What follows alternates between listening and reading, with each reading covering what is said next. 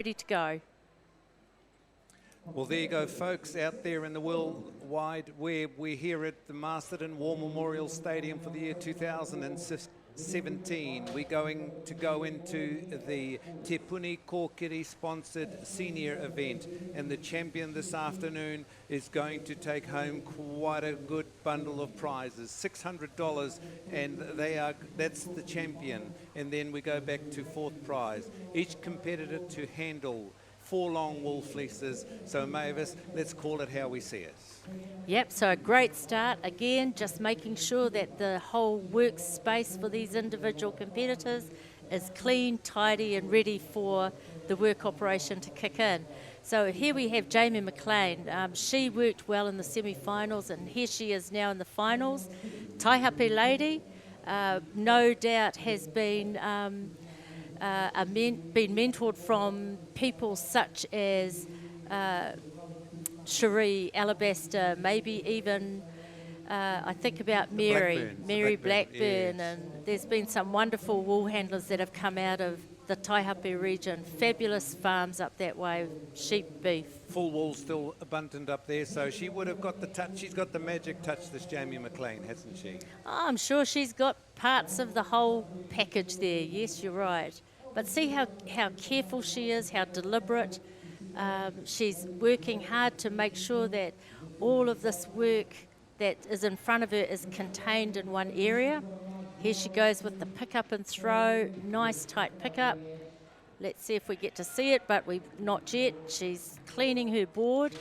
And again, just look at the bottom bar. You can see she's on her first sheep of 4. And so far, she's accumulated 9 board points.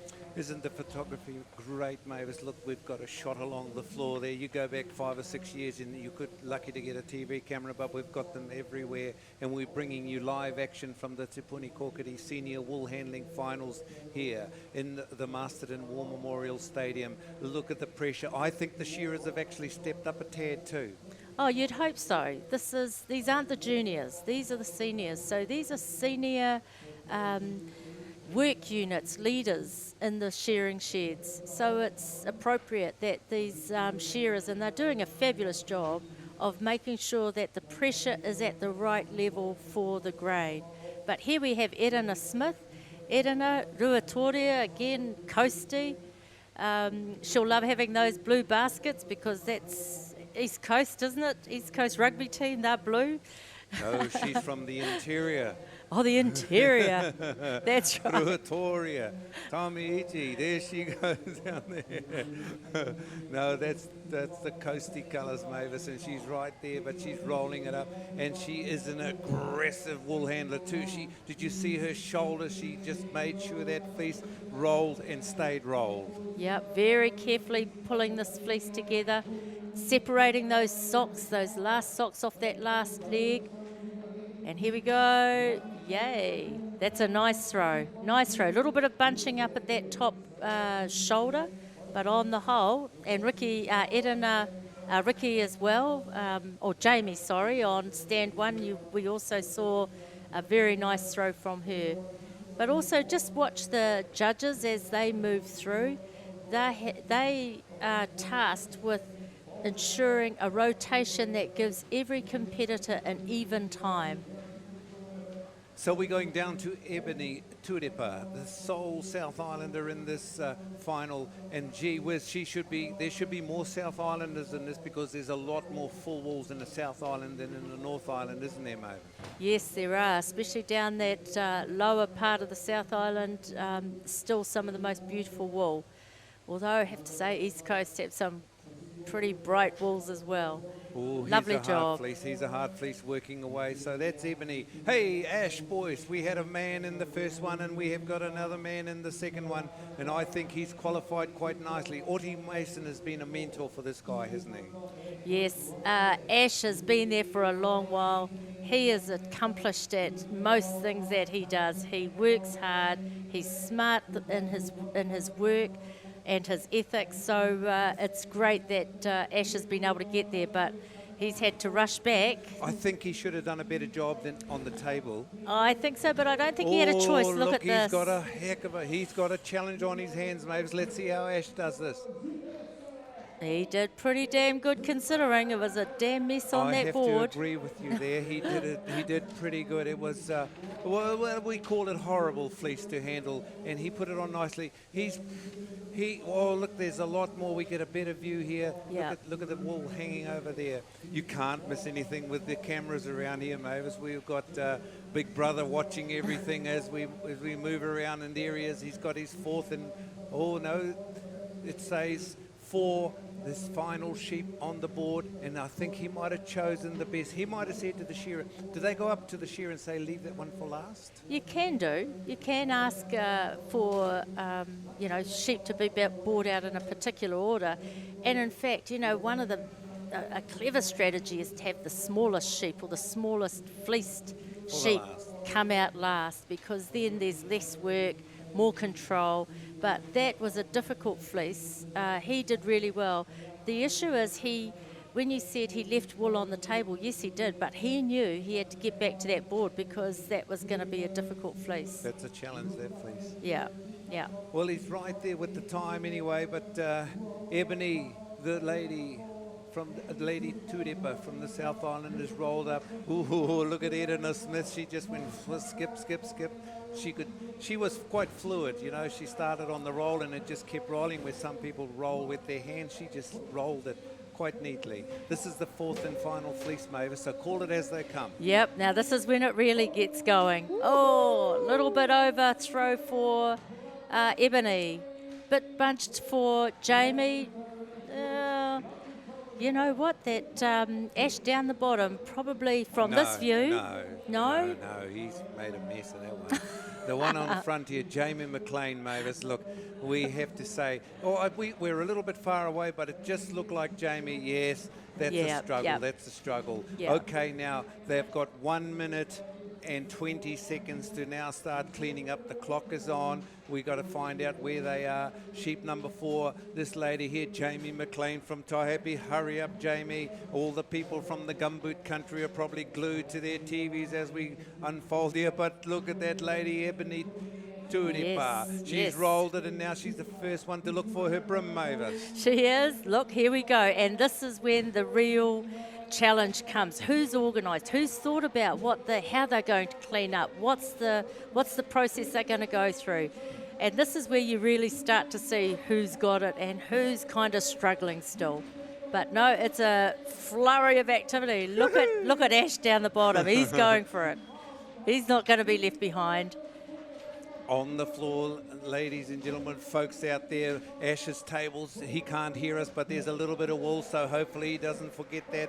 He's getting left behind. The girls are cleaning up. Oh, he's done the right thing. Mavis, he's gone back to the table, but the clock is ticking now. He's starting to be penalised heavily. I'm sure 1 minute and 20 seconds is ticked by. Ash is down there on the floor. Oh, he's got a heck of a mess left there, Mavis.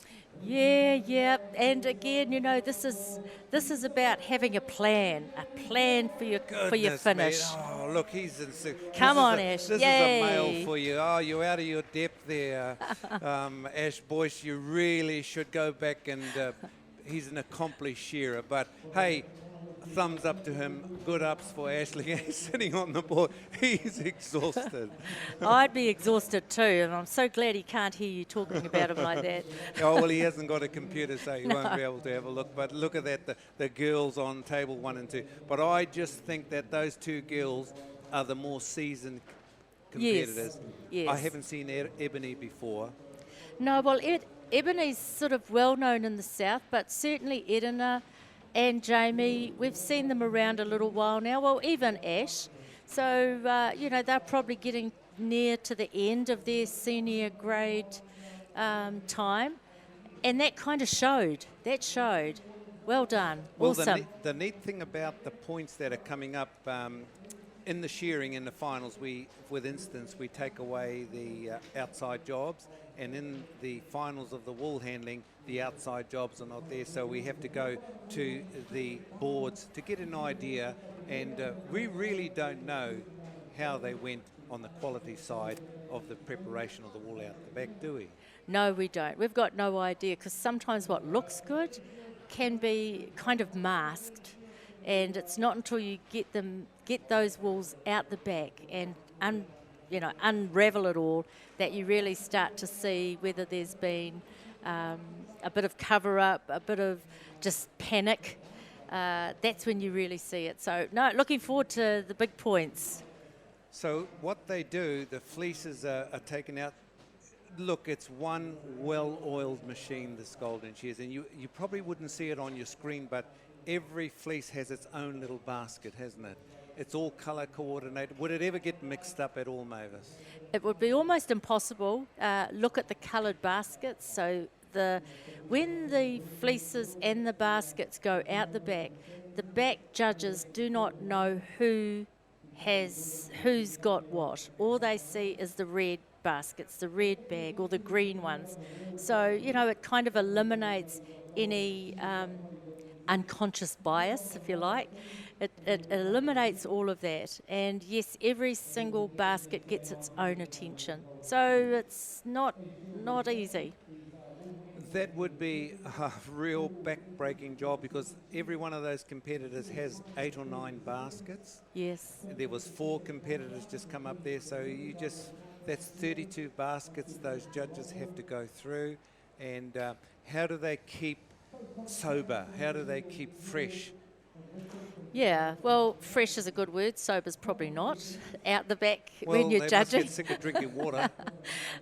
It's intense. I bet. Yeah, it's intense and it's at pace. So again, when you're judging out the back, you're ensuring that you're giving each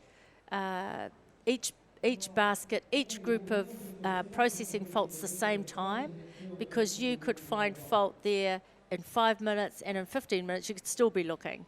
So it's about ensuring you have a rhythm and a flow that makes sure that you're fair to all competitors. Just a question from probably the audience as well. The judging's going on out the back. They roll the fleece out, and all of a sudden there's this belly that's been left in the fleece, and it hasn't been skirted properly. Does the referee have to be called in to just make a calling on that? No, each one of those judges are expert at their game. They attend regular refreshers.